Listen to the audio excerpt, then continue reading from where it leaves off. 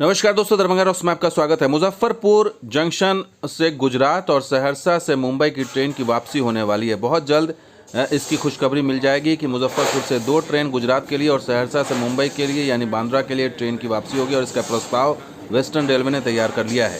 और इसके साथ ही आपको ये भी बताएंगे कि पटना से बांद्रा सुपरफास्ट की भी होगी वापसी। तो ये प्रस्ताव भेजा गया है और बहुत जल्द ही अगर सब कुछ ठीक ठाक रहा तो ये ट्रेनें वापस पटरी पर आ जाएंगी स्पेशल के रूप में।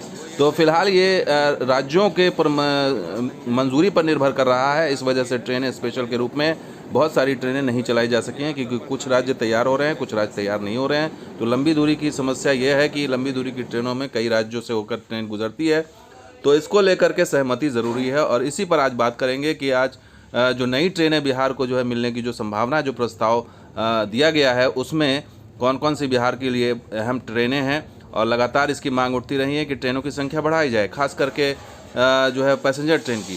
तो देखिए, running of special express train 9 pair of यानी कि 9 जोड़ी ट्रेन वेस्टर्न रेलवे ने प्रस्ताव तैयार किया है। इसमें पोरबंदर से मुजफ्फरपुर और मुजफ्फरपुर से पोरबंदर, वलसाड से मुजफ्फरपुर और मुजफ्फरपुर से वलसाड, यानी कि 2 गुजरात के लिए मुजफ्फरपुर से जो ट्रेन चलती है उसकी वापसी की प्रस्ताव। इसके साथ हम सफ़र बांद्रा से सहरसा, सहरसा से बांद्रा, ये हम सफ़र एक्सप्रेस जो पहले पटना से चलती, बाद में इसको एक्सटेंड कर दिया गया सहरसा, इसको भी लाने का प्रस्ताव है। और इसके अलावा बांद्रा से पटना सुपरफास्ट और फिर इसकी वापसी, यानी कि ये इन क्रीम ट्रेनों को, अहम ट्रेनों को वापस लाने की तैयारी की जा रही है, प्रस्ताव है।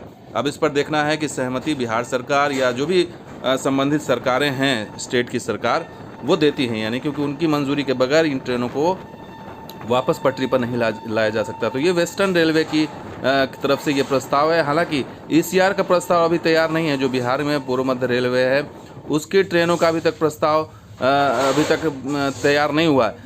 ऐसी उड़ती खबरें आई कि कई ट्रेनें हैं उसमें पाइपलाइन में, और हो सकता है जल्द ही उसका प्रस्ताव भी सामने आ जाए। तो तमाम जो है जोन से ये मांगा जा रहा है कि आप प्रस्ताव दीजिए कौन कौन सी ट्रेनें आप चला सकते हैं। तो उसमें कई जोनों ने दे दिया है, लेकिन कई जोन, बिहार के जोन अभी उसमें बाकी हैं।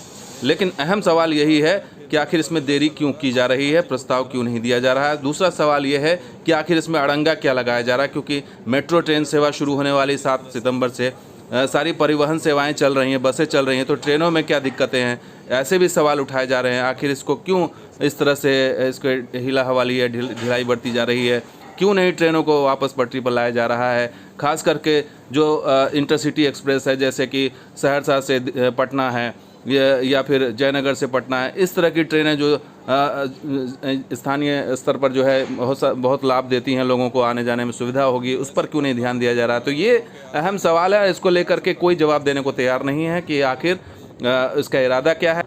रेलवे की तरफ से कोई ये बताने को तैयार नहीं है कि क्या इस महीने भी ट्रेन नहीं चलेगी, अक्टूबर में चलेगी या नहीं चलेगी, दिसंबर में चलेगी नहीं चलेगी, मतलब कोई बताने को तैयार नहीं है कि आखिर रियल टाइम क्या है। तो ऐसे में सवाल यही है कि आखिर कब पटरी पर बाकी ट्रेनें आएंगी।